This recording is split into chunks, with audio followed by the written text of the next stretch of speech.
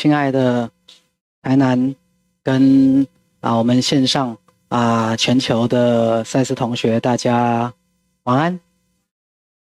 是，来，首先欢迎我们现场的同学，来到我们的台南分会哈。好，来大家有手机的人，麻烦记得请关手机或放在静音。好，所以今天看到非常多的生面孔哈，也看到我们很多的老同学，好，看到我们的老同学 ，OK， 好，那这个疫情也差不多要结束了，所有之前保护的很好的同学，最近也都得了嘛哈，之前所谓的天选之人，后来好像也都得了。好，那得了之后，其实我觉得是好的。好，我觉得是好的。从某一个角度来讲，当人得到 COVID 之后，其实它是对我们免疫系统的提升。好，对免疫系统的提升。好，我再简单讲一下哈。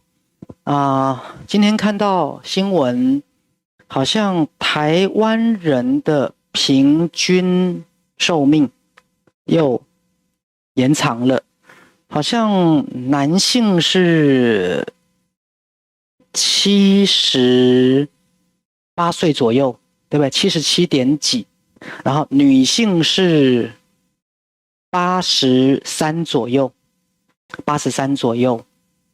好，那简单来讲哈，一般来讲，我们大概可以讲，台湾人的平均寿命应该都可以达到80岁左右了。好，所以未来如果没有达到80岁的同学请自我检讨一下，好不好？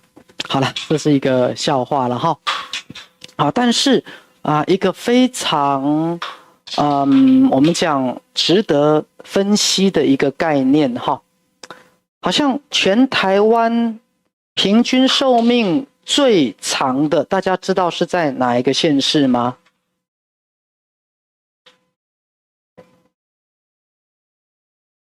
最长的，刚刚有人说台东是吧？来，你的理由是什么？好山好水好无聊。好，因为一般来讲来各位，这个答案非常有趣哈。刚才有个同学提到，没事，刚才同学提到以大家知道的所谓的外在条件，台湾空气最好，然后最不拥挤的，然后平均大家需要劳动或运动的空间最大的应该是在哪里？台东，对不对？或花莲？来，没错嘛来，我们觉得台东花莲的空气最好，对不对？空气最好，所以理论上应该要平均寿命最长，对不对？好，这位同学，你答对了，但是台东不是最长，是最短的。听懂了哈？刚这个同学想当然台湾应该是空气最好，风景最优美，住在那边感觉上最没有压力的台东花莲寿命最长，对不对？来跟各位刚讲，刚好怎么样？相反，为什么？来，反而空气最脏的，环境最拥挤的，感觉起来压力最大的是哪里？台北市。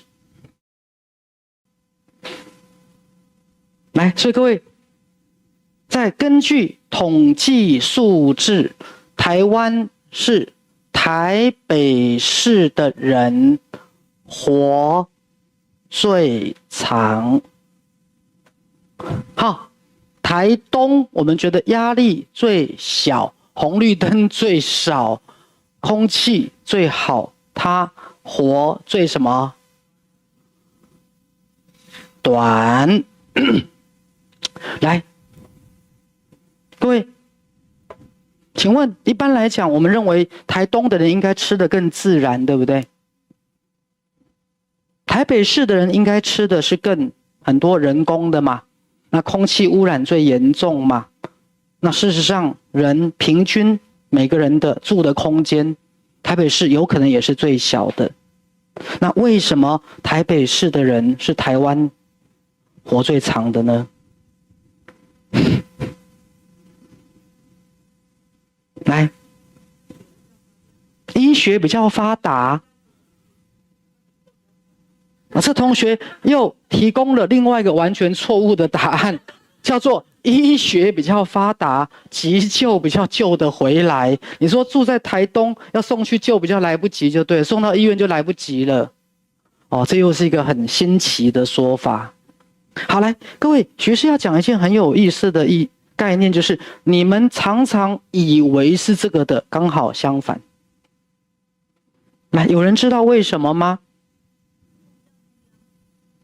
生活比较有目标，那你这样对台东人很不公平哎。你意思是说台东的人生活都没有目标的概念吗？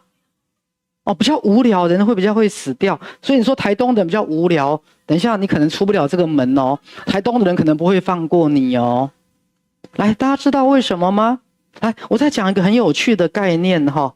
来，各位，请问运动跟长寿有没有关系？来，意思是说很热爱运动的人都很长寿。来，回答我是还是不是？好，来，我再问另外有趣的问题。运动的人都比较健康，意思是不运动的人通常比较不健康。来，对还是不对？那你们为什么运动？来，你会错乱哦！我再讲一遍很好笑的哦。来，我们等一下会有很多的错乱。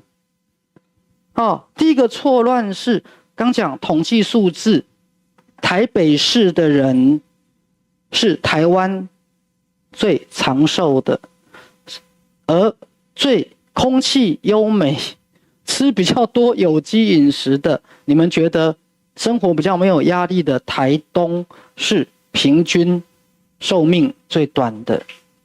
好，刚讲医疗资源其实不对，但是卫生条件有可能是会。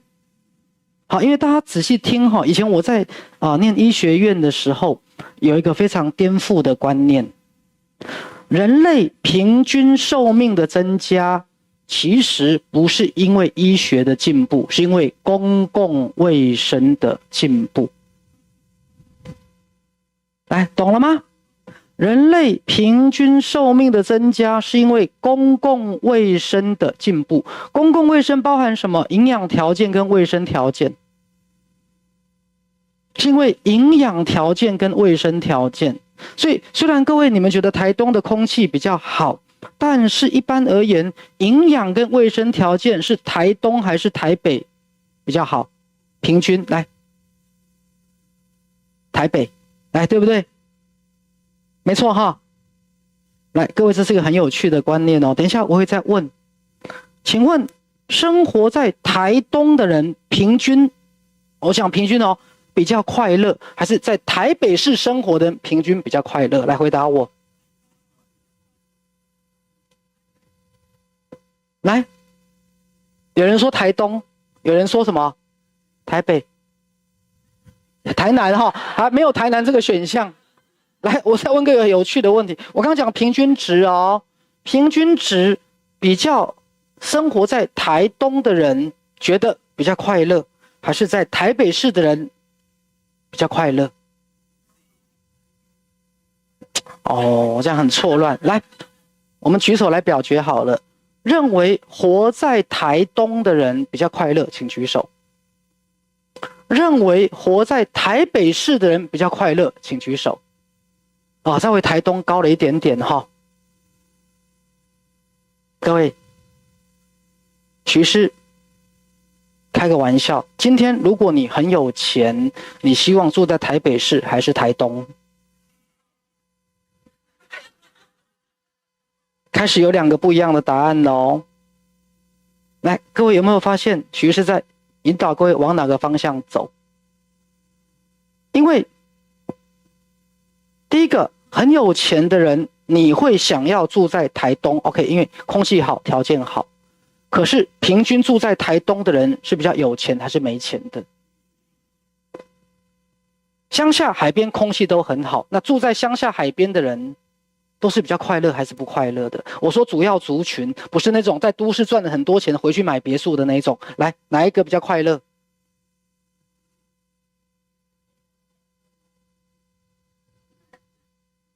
来，各位有没有开始？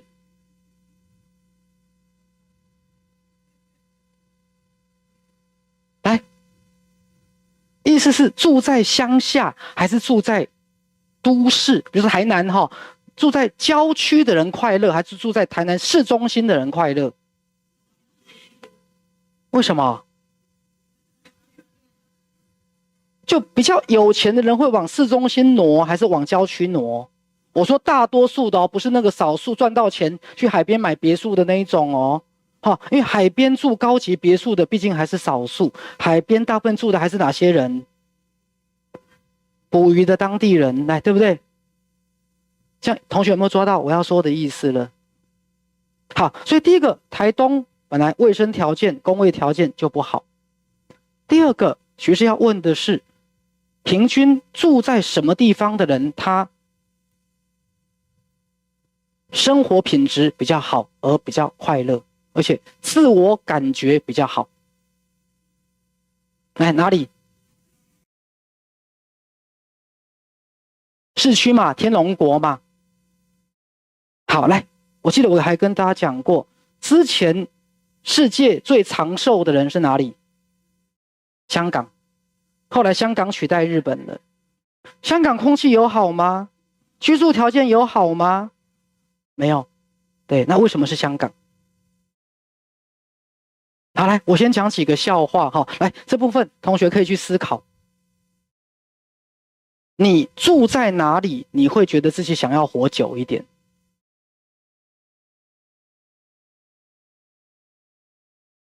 你住在哪里会想要自己活久一点？好，一般而言哈，生活条件好的人希望活久一点，还是生活条件不好的人希望自己活久一点？各位，生活条件好，你想要活久一点吗？你生活条件不好，你活那么久干什么？好，生活条件不只包含空气、水，还包含经济跟自己的生活品质。来，再问一个有趣的问题：你们觉得平均而言，台东的人生活品质比较好，还是台北市的人？来，大声再讲一遍，生活品质有没有？台北市的人活得比较好，所以生活品质好的人会想要活久一点，对不对？所以台北的人活久一点正不正常？听懂我在说什么了哈？好山好水不一定想过得很好，因为它可能是很穷的地方。来，各位记得从古到今，好山好水都是很穷的地方。从古到今比较有钱的都是都市市中心。来，台南什么地方地皮最贵？租金最贵？市中心嘛。好，所以我的意思是说，当你觉得你的生活品质越好，你觉得生活是滋润的，你觉得生活是快乐的，你会想要活得越久。所以简单来讲，平均经济生活条件好的人会寿命比较长。来，为什么？因为生活经济条件好一点的人，活久一点的人，他才觉得值得。我都这么苦，你还叫我活久一点，你不是找我麻烦吗？各位明白我的意思哈？我都过得这么辛苦了，而且老人家的存在越造成子女负担越大的越不想活太久。来，知道我意思吗？好，一个就是要么你自己钱多一点，要么就是你的孩子经济情况不错，你就会觉得自己活老一点还可以，懂了哈？如果你自己钱不多，你的孩子要养你跟养他自己的小孩，要做抉择的话，你忍心活那么长吗？来，听懂这个比喻哈？所以许医师是从心理学跟人性去分析的哦。有没有发现？我是从心理学跟人性去分析的。当你自己钱不多，你的孩子在养你跟养他的孩子之间要做取舍。各位，你不好意思活太久哦，因为你的活着是别人的什么负担跟压力。你的活着是别人的负担跟压力。可是如果你自己的经济状况还不错，或是你的孩子经济状况很好，你会觉得不花白不花，不花也是花在别人身上，你就会想要怎么样活久一点。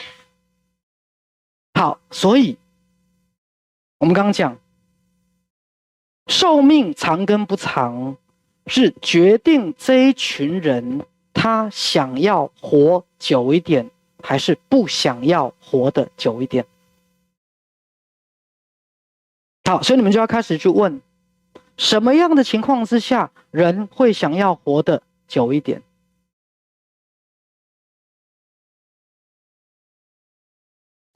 来，快乐，对不对？还有嘞，生活品质还不错，相对经济上过得去，对不对？你会想要活久一点。什么情况之下你不会想要活久一点？就是在座的同学，你们每个人就会问自己哦。好，假设我们说你们的未来是自己信念可以创造的，你就问自己：我想要活久一点，还是我不想要活久一点？那在这个条件，你要问什么情况之下我想要活得久一点？什么情况之下我不想活太久？你们要问这个问题。好，大概我就可以算出来你们可以活多久。哎，懂了吗？好，什么情况之下你觉得自己想要活久一点？好，来，那我就问这个问题：平均台东的人跟台北的人，住在哪一边的人会想要活久一点？啊，为什么你们都笑了说台北？为什么？因为台北 7-Eleven 多。来，麦克风。好，因为台北 7-Eleven 多吗？来，今天平均哈，我想不是个别哦。住在台北跟台东的人，住在哪一边的人想要活得久一点？只因为空气新鲜吗？来，为什么台北的人会想要活得久一点？生活便利，对，然后附加价值很多，譬如说，美术馆啊，那些台北天龙国嘛，对不对？而且台北人都很骄傲嘛，对不对？建筑物的表现，还有中正纪念堂、国父纪念馆，对不对？哎，还有嘞。国际还有一些，还有大巨蛋的，台北人都屌得要死嘛，是吧？对，还有呢，最好的东西都往台北送，还有 7-Eleven 多嘛，对，还有就是我们台北人比较重视健康，然后生活也比较对自己比较好，活动也比较多，走路比较有风，休闲也比比较多，懂得自我玩。然后如果有一块地，又可以当对，屌啊！如果有一个房子可以卖个3000多万，对不对？对，我怎么舍得死嘛？如果在台北我有2间房子，起码就新台币6000万的资产嘞。台东2间房子呢，可能600万吧。来，6000万跟600万的资产，哪一个舍得死？6000万比较舍不得死，对不对？来，有趣了哦。所以徐医师是从心理过程在分析的。好，来，我们再来讲运动。来，各位很有趣。刚徐师问了一个问题：酷爱运动的人比较长寿吗？或长寿的人都是因为经常运动的人吗？仔细听哦，没有哦。还有，大家说，哎呀，你要运动，运动才是什么？健康。那我问各位，你周遭比较健康都没有上医院生病开刀的人，都是因为常运动吗？那运动跟健康什么屁关系？来，有没有？大家有没有开始脑袋错乱的？你用你的亲身经验，你周遭的人身体比较健康、比较没有疾病的，他是因为常运动吗？来，最近还有一些新闻很有趣哦，那个健身房的网红有没有？就全身的那什么体脂肪已经下降到很惊人的程度，后来那些网红都怎么样？暴毙耶，暴毙耶！来，所以各位，运动跟健康有没有关系？那你为什么要运动？有趣哦。好，我先跟各位讲，其实运动跟健康没有直接关系，没有直接关系。来，那为什么有些人会健康，有些人不会健康？来，我先跟大家讲哈，来仔细听，会长寿的人，其实是在心理层面接受自己想要活得久一点的人，听懂了没有？会长寿的人，其实是在心理层面接受自己想要活得久一点的人，而不长寿的人是觉得自己不想活太久。来，我举个例子，你们都是一定想活很久的人吗？你再仔细想哦，你们都是想要活很久的人吗？你要仔细想哦，我的意思是说，你真的回来问你的内心，你不一定，来，没错吧？有的人真的不想要活太久，因为他脑袋中的印象就是什么？活得太久，生病、年纪大，要人家照顾，也最重要，你的亲朋好友都死光了，你活着干什么？对，到有一天你的亲朋好友都死光，你一个人活着干什么？剩下都年轻人跟小孩，你要干嘛？那你懂我的比喻哈？所以如果你真的回来问你的内心，徐志耀说的是，活得长寿的人是因为他想要活得长寿。那至于为什么他想要活得长寿，每个人理由就不一样哦。好，活得长寿的人是因为他的信念，他想要什么？活得长寿。那这个信念可能跟客观环境有关，刚才也许经济条件好，也许子女算孝顺，因为他老了生病，他觉得有人照顾他。那简单来讲，各位，你钱不够，小孩子又没有能力照顾你，你老了又可能会生病。来，你这种情况之下，你还想活很久吗？来，大声说，不想。所以想要长寿，是因为你的心里觉得长寿是一个make sense 合理的决定。不想要长寿的人，他一定有不想长寿的理由。来，我记得我之前跟大家讲过，台湾有一首很有名的歌叫《给熬》，记得吗？《给熬》里面有一段歌词，我一直跟大家打过一个比喻。我们的子女如果孝顺，子女如果孝顺，媳妇如果孝顺，太太就要先走，因为我辛苦一辈子了，我不想再辛苦下去了。来，记得这一段。好，咱的牺牲哪有友好，你就让我先走。牺牲哪友好，你就让我先走。为什么？因为老娘辛苦一辈子了，你让我先走好不好？好啊，牺牲哪不好嘞，我就会侍奉到你先走，我再走。如果子女经济条件不好，子女也不孝，我就要侍奉到等先生先走了，然后上完后我再走。来，听懂了吗？他就是在讲意愿。好，所以夫妻谁会先走，也是一个心理的现象。好，这里我讲过笑话，有一次我跟我太太聊天，我们就在聊天，以后我们谁会先走？以后我们谁会先走？我就跟我太太讲一句话，我说：“当然是我先走啊！你没有送完我走，你怎么可以走？”有听懂我的意思吗？你没有服侍到我先走，你比我先走，那我去哪里找奴才？奴才刚好可能比主人先走。这当然是个笑话，大家听懂没有？就是我跟他的关系里面是谁照顾谁？他照顾我啊，对不对？那他照顾我，那他先走，那谁照顾我？就他没有资格先走，懂我意思哈？懂我的意思吗？他没有资格先走，他要照顾完我走了，那他才能怎么样？才能走。这样懂我的意思哈？好，所以夫妻谁先走，其实也是一个心理过程。这样明白了哈？好，来，我们再讲运动跟健康。哎，各位，说实话，运动跟健康没有关系。正是徐师在讲个荒谬的比喻，有些热爱运动的人其实是短命的。有些热爱运动的人是短命的哦。那我告诉大家为什么？因为他之所以这么热爱运动，就是因为他怕自己短命。他怕自己不健康，所以他拼命运动。他怕自己不健康，所以拼命运动，因为他会相信他是不健康的。因为他如果没有这么剧烈运动，他就会不健康。有些人相信他很健康，他为什么要运动？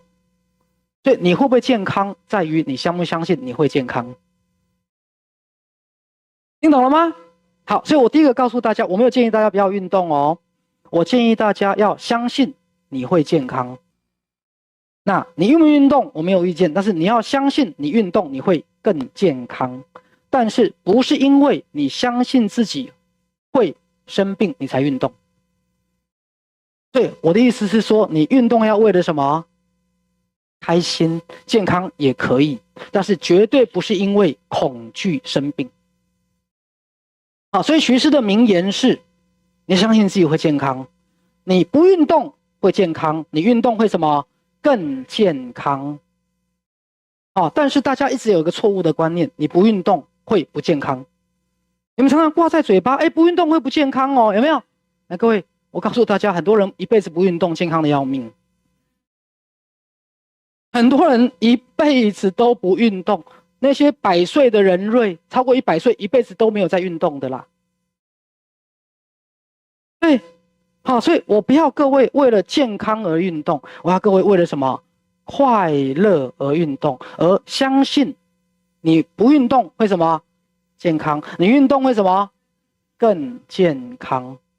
对，赛斯讲过一句话很好玩，就是你去运动的理由跟你的起心动念比运动更重要。你去运动的起心动念比运动本身更重要。好，所以我才要各位相信，你不运动就会怎么样？健康。你运动会怎么样？更健康。所以我刚讲，我希望各位是为了快乐而运动。好，那我们回到讲我们今天的主题哈，玩乐与激情是最负责的生活方式。来，今天的主题很挑衅哦，很挑衅哦。好，来，我知道他们为什么定这个主题。好，玩乐与激情。来，我简单跟大家讲哈，因为在我们逐渐长大的过程当中，我们的生命应该越来越多，责任越来越多，来，对不对？好，但是等一下我也讲，应该跟责任并不是错的。但是如果你的人生只剩下应该跟责任，你会想要活很久吗？因为早一点死，就没有责任跟应该的。来，明白我在说什么吗？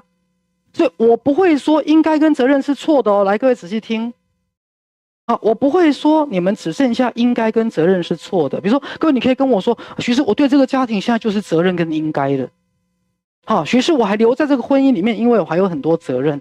或许是我现在之所以还在这家公司里面，因为我对这家公司有责任，老板对我很好，我对他有责任。来，各位，我不反对你说的话，我也不觉得应该跟责任不好，我只说一句话，请问你的人生活到后来，如果大多数都是应该跟责任，你会想要活很久吗？懂了哈？啊，所以应该跟责任没有不好，只是你会活不太久而已。最后你也会不快乐，来，对不对？好，来，因为在我们长大的过程当中，我们开始使用什么理性跟头脑。来，各位，理性跟头脑，学士也要讲哦，它不是错的哦。好，理性跟头脑不是错的，理性就是推理嘛，头脑很好啊，逻辑思考啊。啊，我们常讲这个人缺乏理性，好，这个人没有脑子。对，理性跟头脑好不好？好，因为理性是负责来思考的，对不对？然后头脑是逻辑推演分析。好，所以理性跟头脑会让你做什么？你觉得对的决定，你应该做什么的决定。但是理性跟头脑最后跟感受一定一致吗？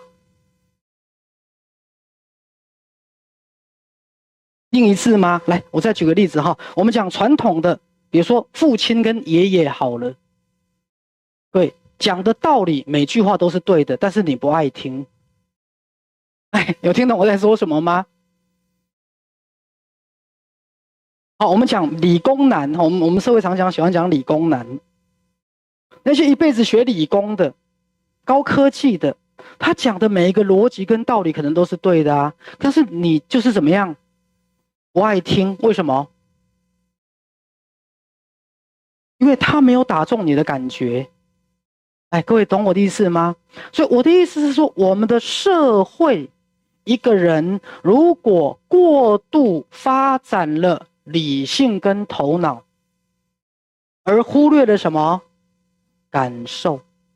来，徐师先跟大家讲个笑话哈。传统的华人，通常男性都很会讲道理，理性头脑很发达，然后传统的妈妈女性常常很多感受，但是都没有脑子。哦，传统的爸爸或爷爷常常很喜欢讲道理，有没有？但是抓不到孩子的心，对不对？那传统很多妈妈很了解孩子的感觉，但是讲话都怎么样？很没脑子，讲不出个所以然来。好，所以徐师要说的意思是说，在我们的社会，常常我们的头脑跟理性跟感受是什么？分开的，分开的。好，那这个分开其实是有意义的，因为各位仔细听，当人类的意识来到地球轮回转世的时候，它首先要发展的是自我，而且自我首先要发展的是，它要确保它在地球的轮回是可以生存的。这个自我以生存为主，那因为它要生存的很好，所以它要跟物质实相打交道，明白了吗？对，好，就是你要用头脑，因为感觉不能当饭吃啊，你要用头脑，你才能够活得下去。所以当人类到地球来轮回的时候，我们首先发展的是自我。那自我的首要目的是为了确保地球的生存，还有自我本身的安全感。因为如果这个自我太讲感觉的话，它会调回无意识的内在。对，好，简单来讲，就是你的孩子如果跟妈妈情感连太深，他有办法外出独立吗？有听懂我的意思哈？如果这个孩子跟妈妈或跟爸爸情感连结太深，来，各位，你仔细看你们家跟周遭的亲朋好友哦，来，一定有一个女儿，啊，常常是老大，过度卷入父母的婚姻，最后这个女儿会放不下父母而没有进入婚姻。来，你们自己跟你们周遭有没有这个例子？那儿子比较少，因为男生比较无情，知道哈？男生比较无情，好，儿子比较少。如果一个儿子太放不下父母亲，或担心妈妈跟太太掉在水里，又不想先救妈妈，又不可以不要先救妈妈，他就很难结婚。会听懂我的比喻哈？你们自己跟你们家常常有这种女儿，她对原生家庭卷入太深，不管是原生家庭的债务，还是父母亲的情感的纠纷，卷入太深，所以这样的一个女儿就没有办法去结婚生子，另外组一个家庭。为什么？因为她放心不下原生家庭的父母亲。来，明白我的意思哈？对，好，来，我们回到自我意识。如果自我意识太注重感受，它就会调回他的内我。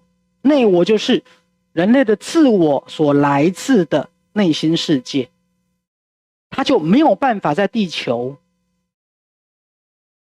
开枝散叶啦。各位懂我意思？好，就是简单来讲，就像西方的亚当跟夏娃离不开伊甸园，就像一个孩子太依恋父母亲，他有办法离开原生家庭吗？来，我再讲个实话，就像你们有些人甚至结了婚，请问你还有没有很多能量卡在原生家庭？有啊，你放心不下。来，懂我意思哈？因为感受太强烈了，连结太强烈了。好，来，所以各位仔细听。所以当初人类的自我意识打算到地球上来，他就要切断自己跟内在的关联，他才能在地球。懂了哈？就当人类的自我意识要到地球上来变成人类这件事，是不容易的。对，是不容易的。他要切断跟内在的情感，就像任何要离家念书的孩子，要结婚另组家庭的孩子，要不要跟原生家庭切割跟建立距离？对，那因为切割不了，你就会被每天就吵着回娘家啦。你每天一吵架就回娘家，你怎么结婚？你无法组自己的家庭，有没有？因为你离不开原生家庭。好，来，我们继续讲自我。对，自我就把自己的感受切断，发展什么？逻辑、头脑跟理性。所以这是人类的一个整个为了来地球轮回所做的一个方便法门。好，但仔细听，那人类目前其实过度发展了理性跟头脑，我们过度发展了，以至于我们开始跟我们的内心脱节。好了，尤其是像徐师最近在辅导很多大陆的同学，尤其是大陆现在徐师有很多的癌症个案，尤其是乳癌的个案。那天徐师才治疗一个患者，他就跟我说，徐师他在讲他在大陆的整个学习情况之下，我后来我觉得在台湾其实也差不多了。他说，徐师，我们从小到大所受的教育都在告诉我们应该。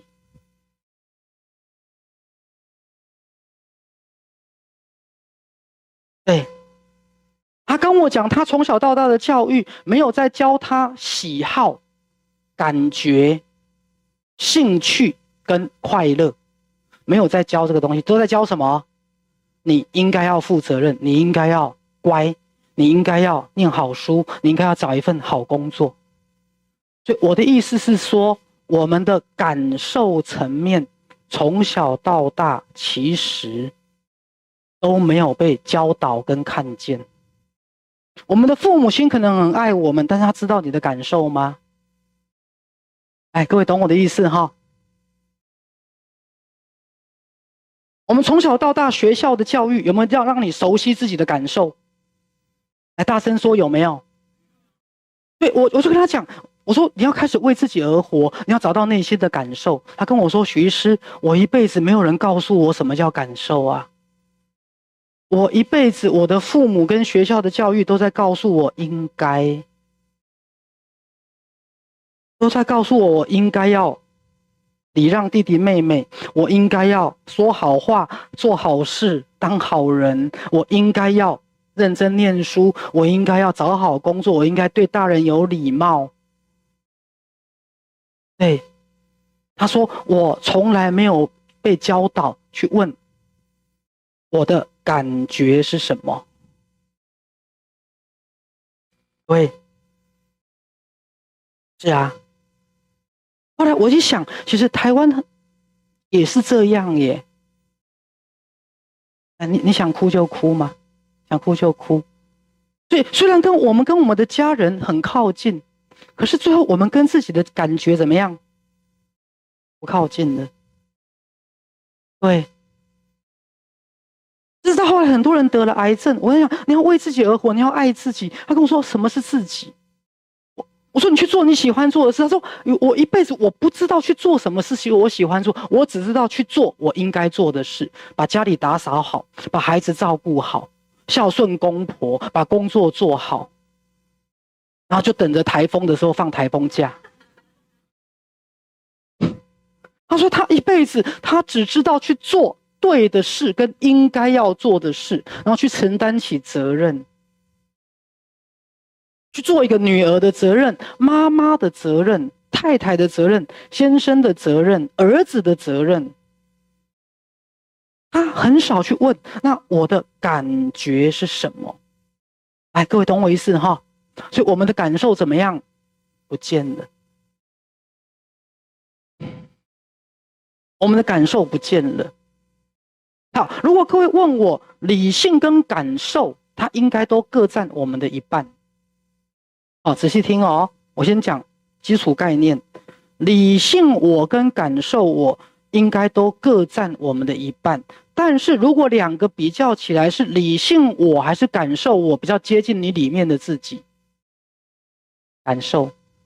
来，我举个例子，各位就知道什么叫感受我。有一次我在跟一个个案做心理治疗，我觉得我碰到他内心某一个伤心的地方。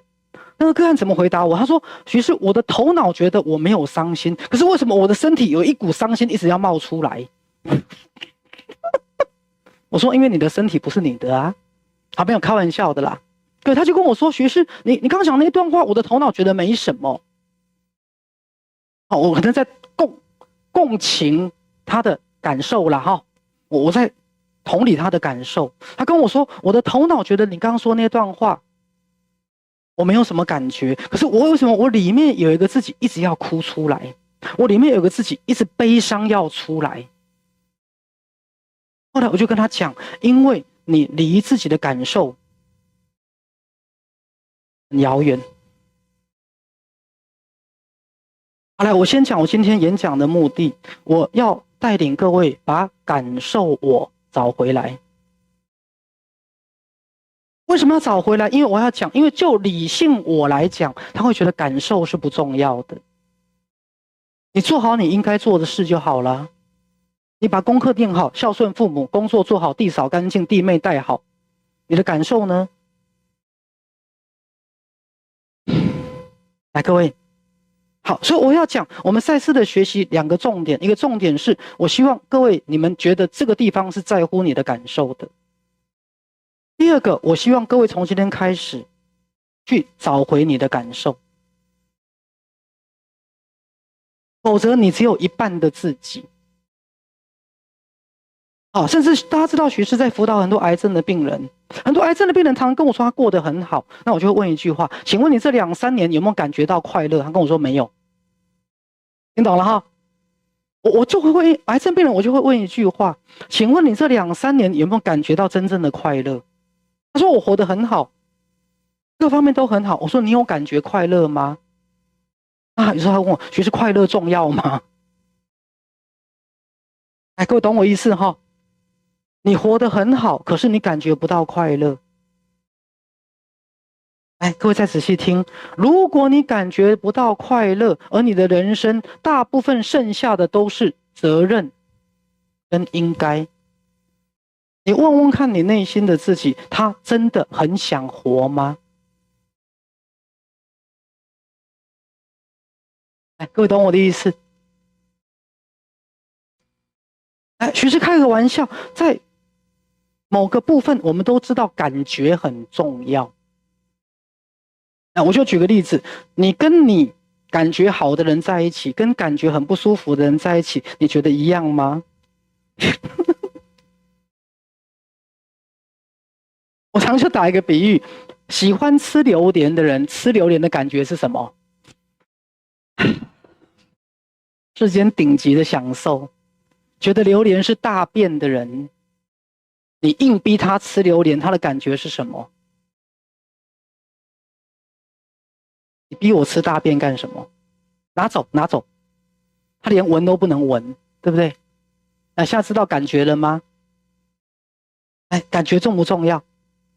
好，徐师要把感觉来谈这件事，因为今天我们要讲的主题，玩乐跟激情是最负责任的生活方式。来，我先从遥远的角度谈过来。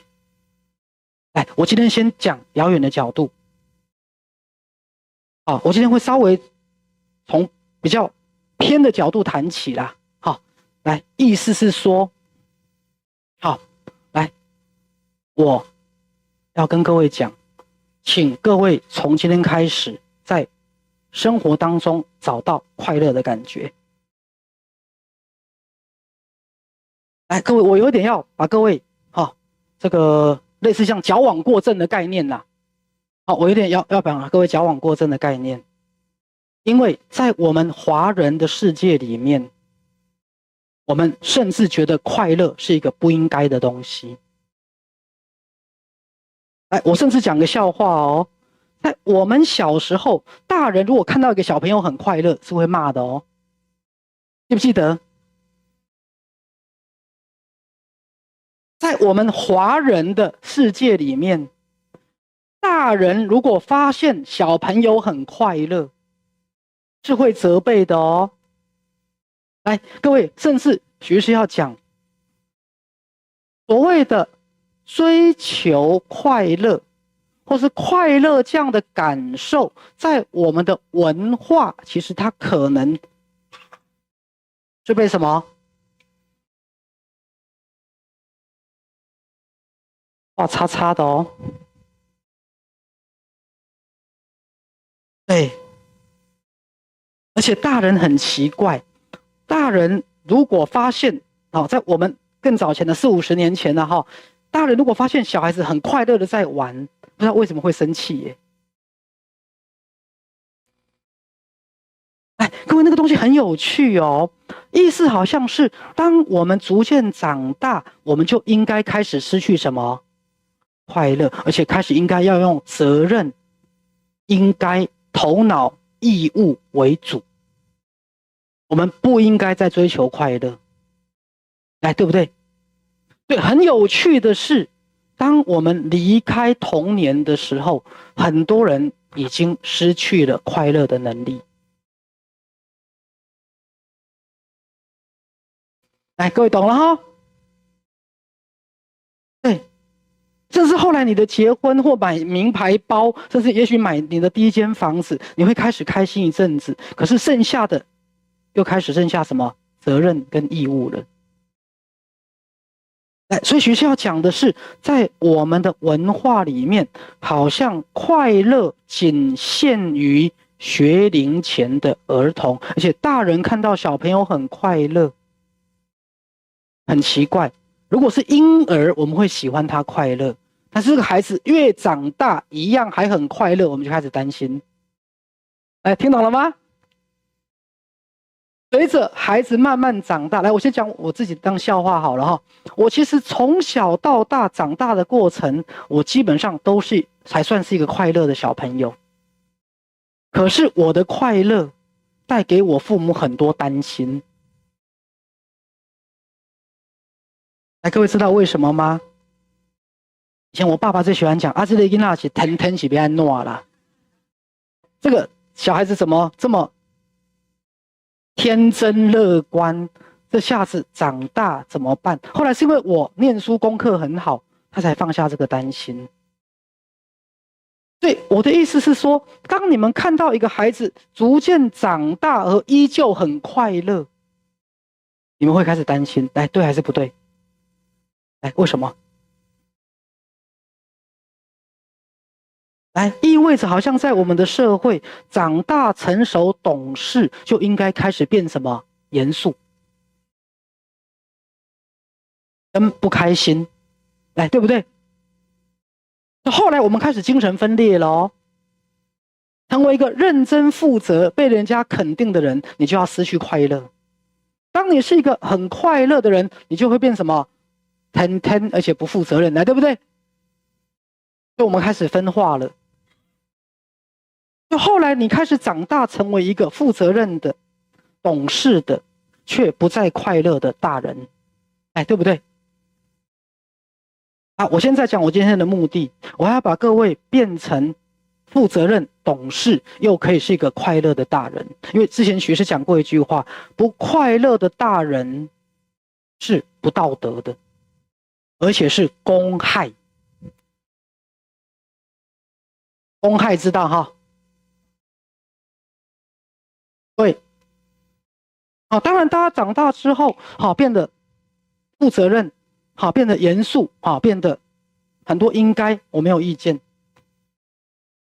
但是我要说的是，后来我们就不再感觉到快乐，因为在我们的文化里面，我再强调一遍，追求快乐是不对的，因为快乐是什么？就是不写功课、逃学、暑假作业不交、变坏。以前打爬庆狗、打电动玩具，有没有？快乐就是现在就是沉迷网络游戏，早上不起床，跟朋友去抽烟喝酒，去赌博，都是快乐，对不对？像所有人生对的、应该的，都是什么？快乐的啊！所有文化觉得不可以的，有没有？好，逃学、不写功课，半夜跟朋友出去聊天。好，以前我们小时候打电动玩具、看漫画、看小说，都是什么？快乐，但是不对的。所以后来我们就觉得，所有快乐都是什么？不对的。所有的不快乐都是什么？对的。我们就得到了精神分裂。哎，没错嘛。来，吃东西是什么？快乐的。洗碗是什么？买房子是快乐的，拖地。来，上学、写功课、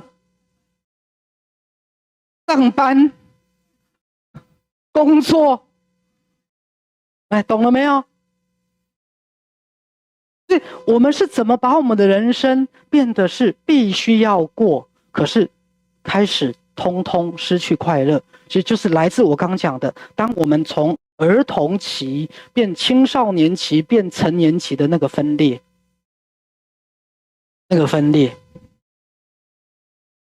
然后最后在我们的社会被归类为不负责任的，被归类为爱玩的、赌博的、喝酒的、不爱念书的、打架的、逃学的，都被归类什么？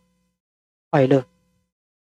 可是我先开个玩笑，那些打架逃学的真的快乐吗？哎，最近有一部台剧叫什么《不良执念清除师》，对不对？里面有个男主角叫蒲一永，他真的快乐吗？他学历只有到高中，因为高3那年好像遇到车祸，昏迷了1年多。他打架逃学嘛，而且每次都打全校第1名的那个，对，他快乐吗？其实不快乐。是啊，好来，我现在从文化讲起。其实讲文化是要讲在我们的文化有一个限制性信念，人不应该快乐。各位，快乐是一个错误的方向。来跟我讲一遍。来，追求快乐是一条错误的路。说。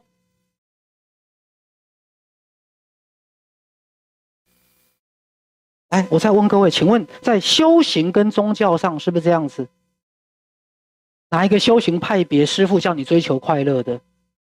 师父要跟你说，你要去做应该做的事，不能去做快乐的事，对不对？甚至你不但不能去做快乐的事，所有快乐的事你还要怎样？外遇会快乐，那不可以啊。外遇很快乐啊，可以吗？赌博不负责任很快乐啊，可不可以？那听懂了没有？所以我们内在很自然有一个文化的动力。文化的动力是你不可以追求快乐。来，各位跟我念一遍，不可以追求快乐。尤其是在东方的文化哦。来，各位华人的文化，来，是不是？啊，不要讲你们，我爸爸都有这种想法哦。人生不应该追求快乐，人生应该以责任、义务、应该为主。人生是来尽责任的，是啊，人生是来完成任务的。来，各位仔细讲，这样的文化有没有很悲情？有，因为我们常常把快乐跟不道德画上等号。把快乐跟不应该画上等号。好，来，我先跟大家解释为什么。我先讲标准答案。标准答案是自我害怕快乐，因为快乐某部分是属于心灵。来，懂我的意思哈？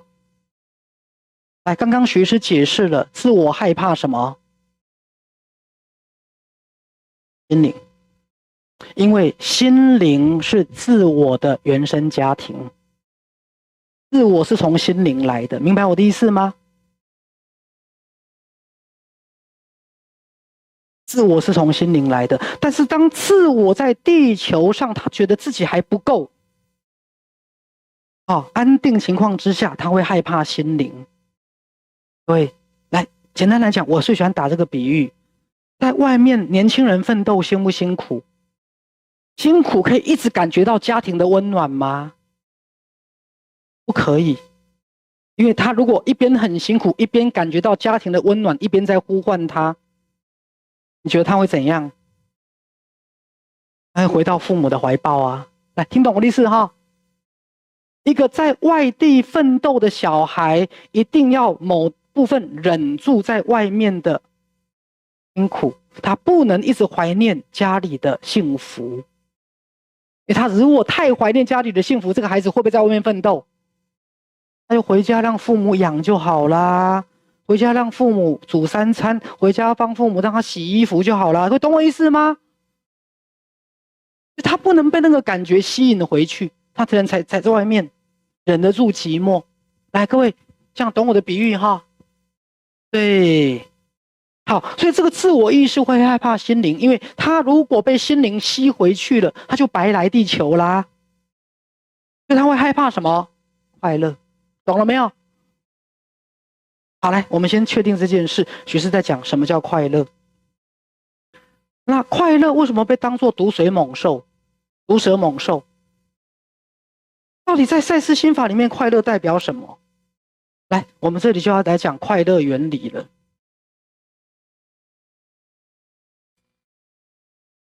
某部分自我又怕快乐，可是自我本身到最后，他又必须回到他的快乐，因为当他觉得他得不到快乐的时候，他活着干什么？快乐原则或快乐原理。来，各位仔细听哦，我先解释一下快乐原理。快乐原理是万事万物所有的动力都是来自快乐这个驱力。快乐是所有宇宙的动力的驱力。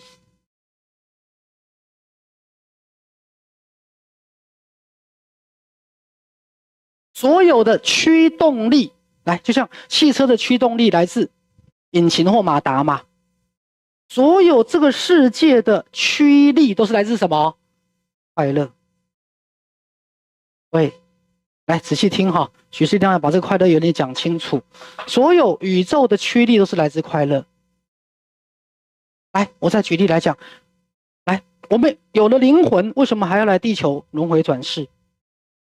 为了什么？快乐。来，简白话是，灵魂本身已经很快乐了，他想追求另一种更快乐，所以他来轮回转世。对，轮回转世的目的是为了什么？快乐。来，各位开始，错乱了哦。你来投胎做人，是为了来体验当人的快乐。因为光是当灵魂的快乐，灵魂觉得不够了，听懂了吗？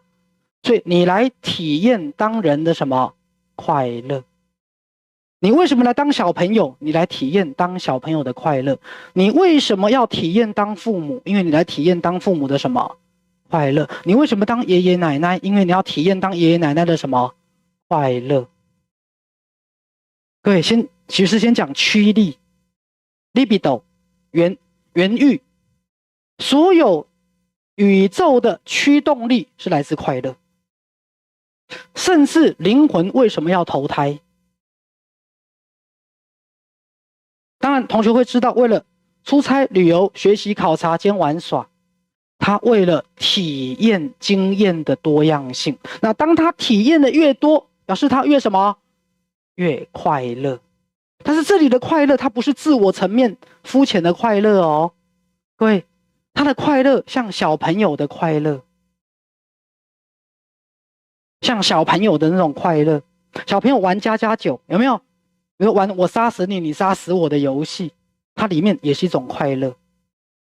好，来各位仔细听，所以快乐原理是灵魂最后用来指挥在轮回中的意识的一种指导原则。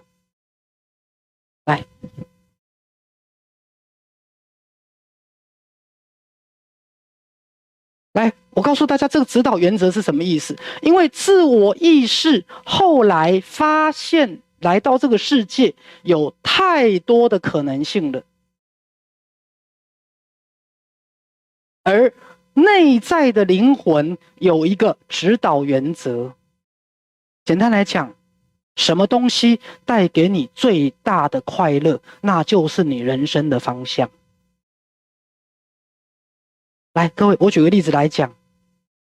我们讲高中时代，你们是不是要分组？什么理工组啦，什么文组啦，什么法律啦，什么组有没有？来，当初我们的分组主要是来自的基础是什么？你擅长什么嘛？对不对？你是擅长语言，还是擅长历史，还是擅长理工科，还是擅长数学嘛？来，那各位，什么叫擅长？擅长的意思是什么？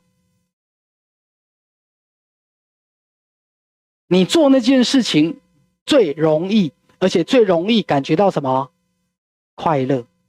一个喜欢数学的人，最容易在算数学的时候感到快乐跟成就感。一个喜欢生物的人，最能够在学习生物、做生物实验里面感觉到什么？最大的快乐跟成就感。一个喜欢历史的人，在历史的研究、历史课的学习当中，感觉到最大的什么？快乐跟成就感。因为他发现他的历史比人家都好。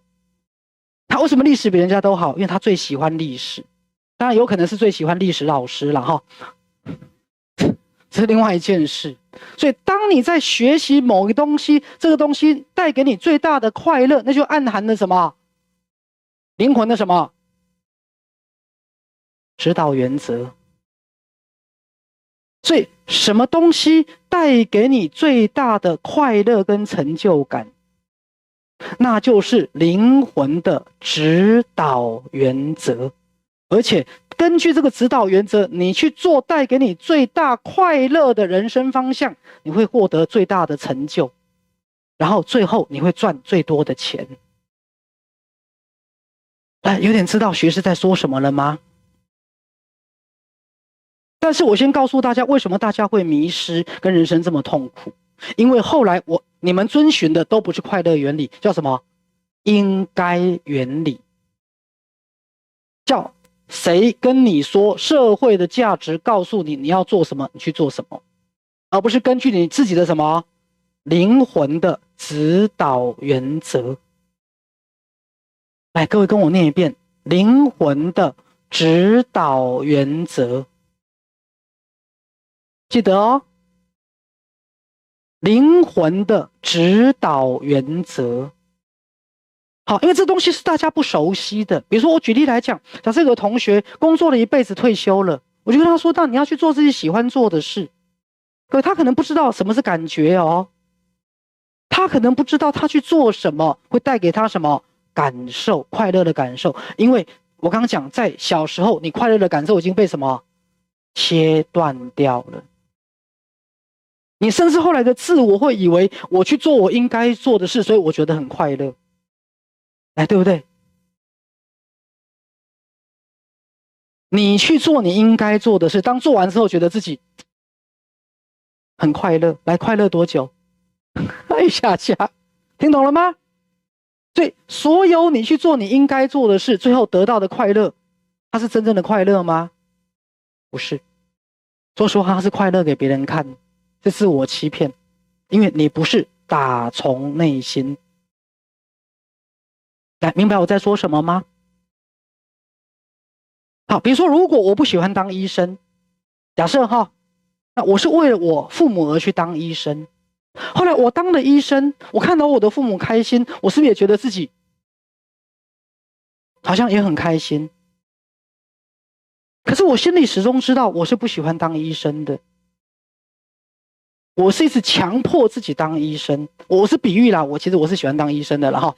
OK， 好，我为了父母而当医生，我当了医生，他们觉得很有面子，在亲朋好友面前说他们多好，多开心。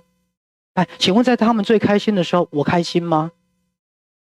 我的内心其实是不开心的，因为我始终知道，我不是为了我自己而当医生。我是为了得到别人的肯定，我是为了满足社会跟父母对我的什么要求跟期望。就像你为了安你爸爸妈妈的心，嫁给了一个他觉得很好的对象，可是你对这个对象你并不爱他。哎，懂我在说什么了吗？那最后你会骗过你的头脑，但是你骗不过你的什么心。好，所以今天徐师要讲心灵觉醒。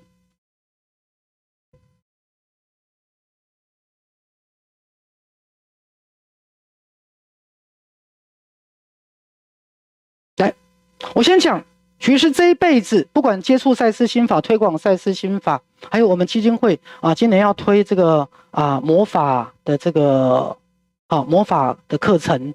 好，来，我再跟各位邀请一下哈，今年的11月18、19，我们在花莲的赛斯村要办赛斯大会。那今年赛斯大会的主题是魔法游乐园。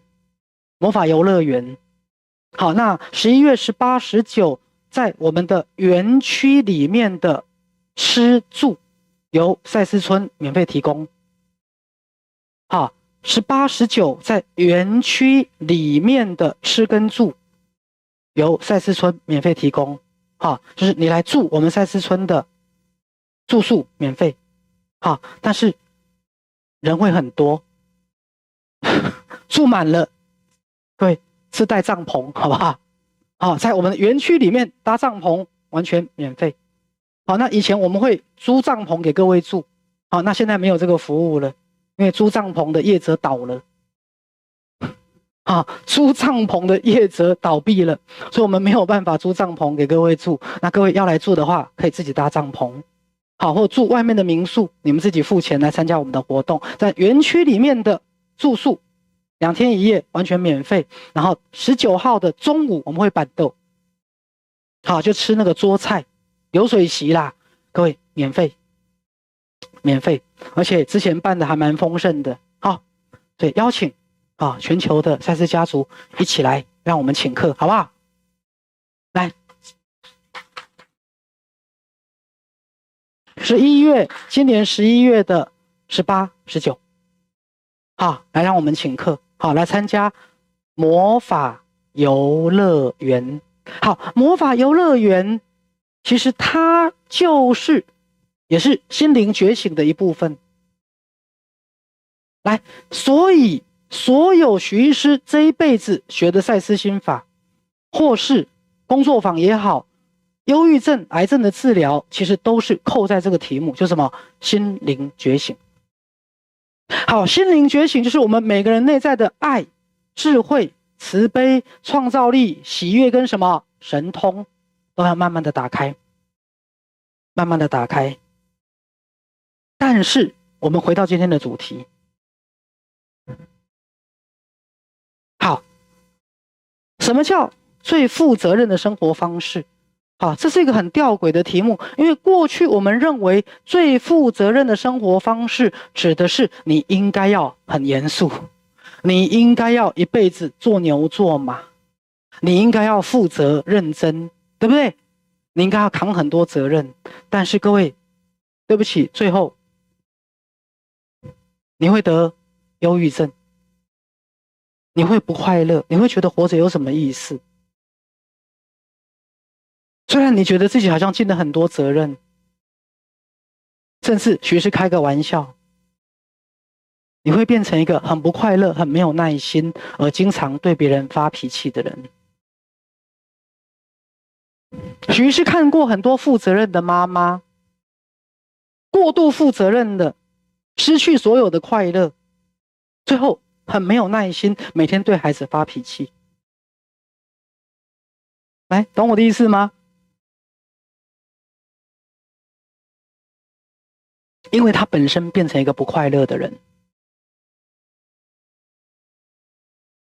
来，徐师在问各位，假设你们今天是个小朋友，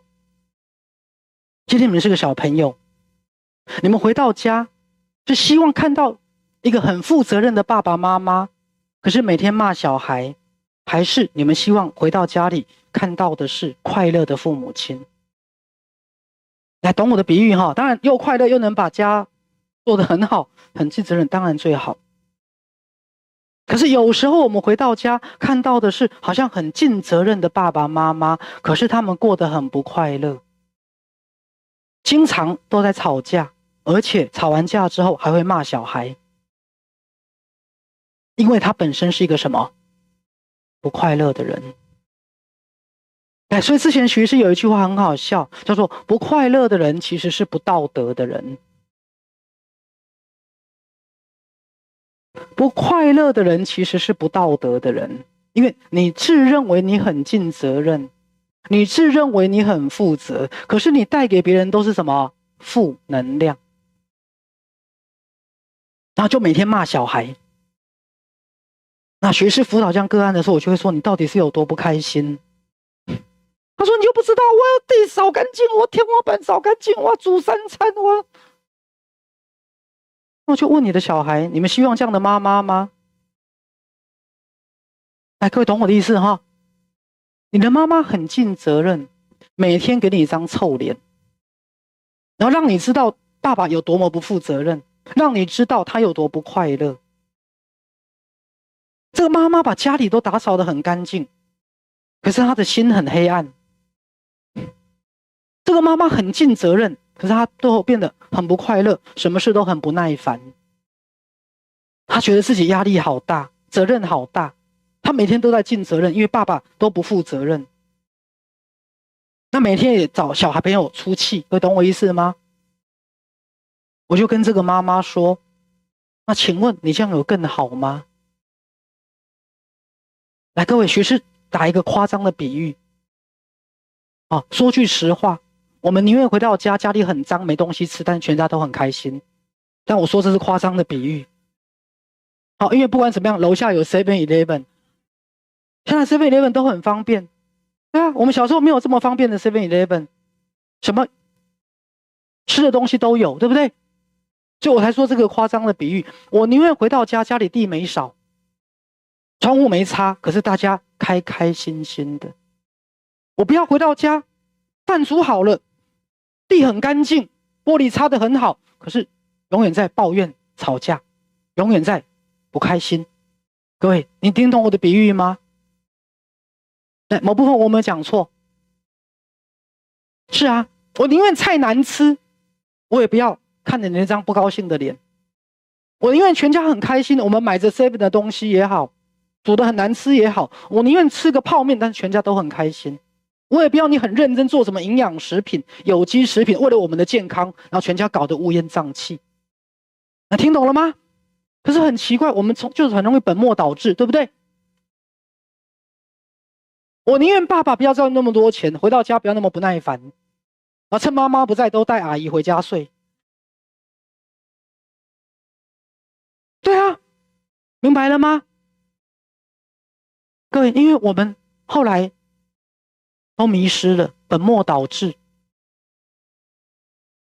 甚至我们的感觉都迷失了，一直在追逐外在的什么功利、现实、价值，赢过别人，比人家有钱，房子比人家大，开的车比人家好。来，明白了吗？对，你开的车比人家好，房子比人家大，你全家真的有过得比较开心吗？还是刚好相反？有懂我意思吗？你家里很干净，你很尽责，好，而且你还为了孩子的健康，就煮一大堆难吃的有机饮食，你觉得孩子有快乐吗？那懂我的比喻？你认为你做得很好，做得很对，但是你就是让我从小到大看到你那张脸。那懂我的比喻？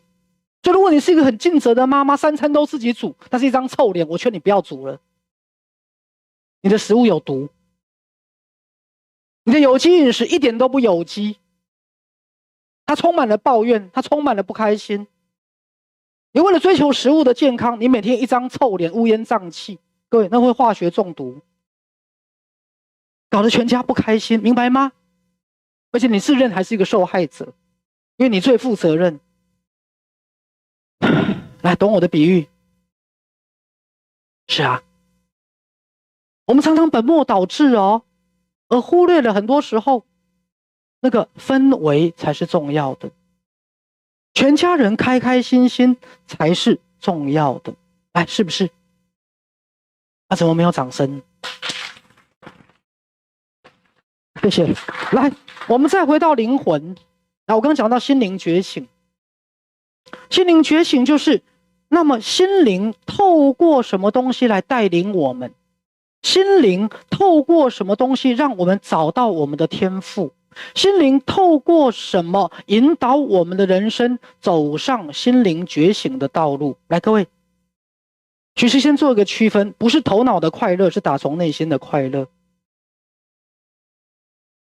你要开始回来感受到你的感觉，感受到你内心的感受。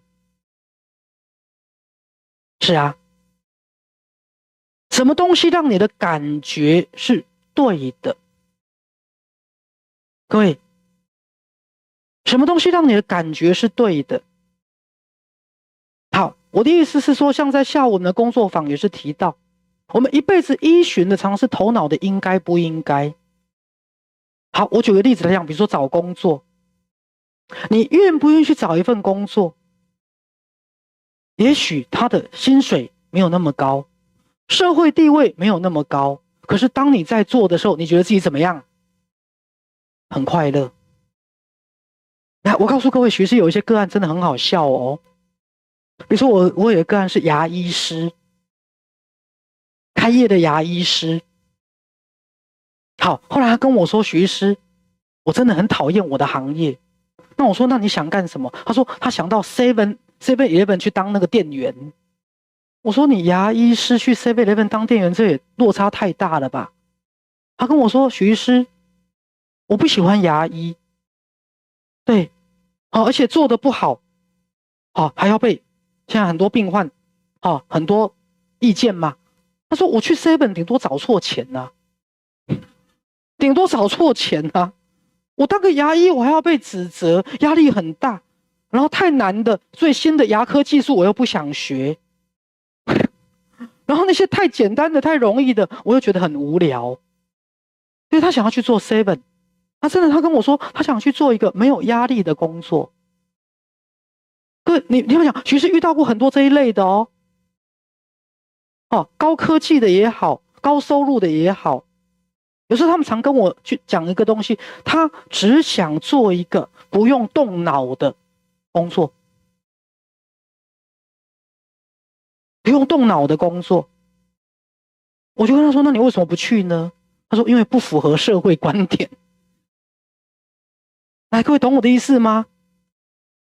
我说：“也许你可以去试试看啊，搞不好试一试，你才会愿意回你原来的工作。”好，所以徐师在讲一个概念，什么概念？